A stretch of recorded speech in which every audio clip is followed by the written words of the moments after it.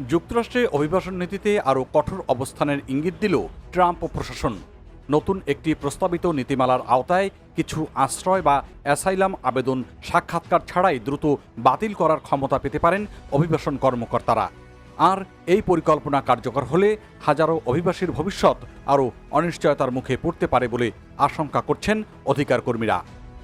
মার্কিন সংবাদ মাধ্যম সিবিএস নিউজের হাতে আসা অভ্যন্তরীণ সরকারি নথি অনুযায়ী যুক্তরাষ্ট্রের department of homeland security DHS এমন একটি নতুন বিধিমালা তৈরির কাজ করছে, যা আশ্রয় প্রার্থীদের আবেদন যাচাইয়ের বর্তমান প্রক্রিয়ায় বড় ধরনের পরিবর্তন আনতে পারে।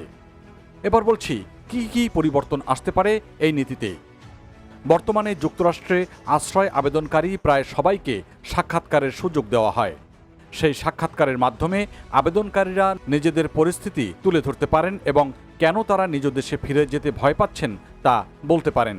কিন্তু নতুন প্রস্তাব অনুযায়ী যদি কোনো কর্মকর্তা কাগজপত্র দেখে মনে করেন যে আবেদনকারী যুক্তরাষ্ট্রে প্রবেশের 1 বছরের মধ্যে আশ্রয় আবেদন করেননি, তাহলে সাক্ষাৎকার ছাড়াই আবেদনটি প্রত্যাখ্যান করা যেতে পারে। এরপর আবেদনকারীকে সরাসরি অভিবাসন আদালতে বা ইমিগ্রেশন কোর্টে পাঠানো হবে। সেখানে তাকে বহিষ্কারের বিরুদ্ধে নিজের পক্ষে লড়তে হবে।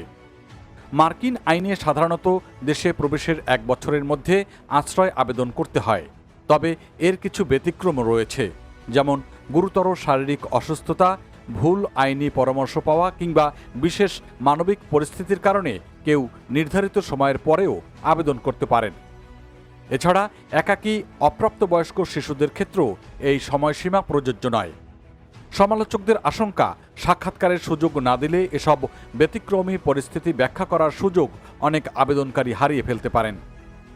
এক্ষেত্রে মার্কিন প্রশাসনের যুক্তি হচ্ছে, আশ্রয় আবেদনগুলোর বিশাল জট কমানোর জন্য বিভিন্ন বিকল্প বিবেচনা করা হচ্ছে। মার্কিন নাগরিকত্ব ও অভিবাসন সেবা সংস্থা ইউএসসিআইএস এর এক মুখপাত্র সিবিএস নিউজকে বলেছেন, বাইডেন প্রশাসনের সময় তৈরি হওয়া বিপুল আশ্রয় আবেদন জট নিরসনে আমরা বিভিন্ন পদ্ধতি বিবেচনা করছি। তাদের মতে, যেসব আবেদন শুরু থেকেই আইনি শর্ত পূরণ করে না, সেগুলো দ্রুত আদালতে পাঠালে কর্মকর্তারা গুরুত্বপূর্ণ মামলাগুলোতে বেশি সময় দিতে পারবেন। অন্যদিকে অভিবাসন আইনজীবী এবং আশ্রয় প্রার্থীদের পক্ষে কাজ করা সংগঠনগুলো এই পরিকল্পনা নিয়ে গভীর উদ্বেগ প্রকাশ করেছে।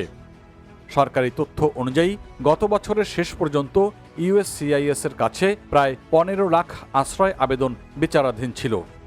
এছাড়া যুক্তরাষ্ট্রের অভিবাসন আদালতগুলোতে প্রায় 33 লাখ মামলা অপেক্ষমান রয়েছে।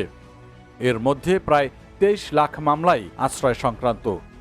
বিশ্লেষকদের মতে, এই বিশাল জটই ট্রাম্প প্রশাসনকে নতুন ও দ্রুত সিদ্ধান্ত গ্রহণের পদ্ধতি খুঁজতে বাধ্য করছে।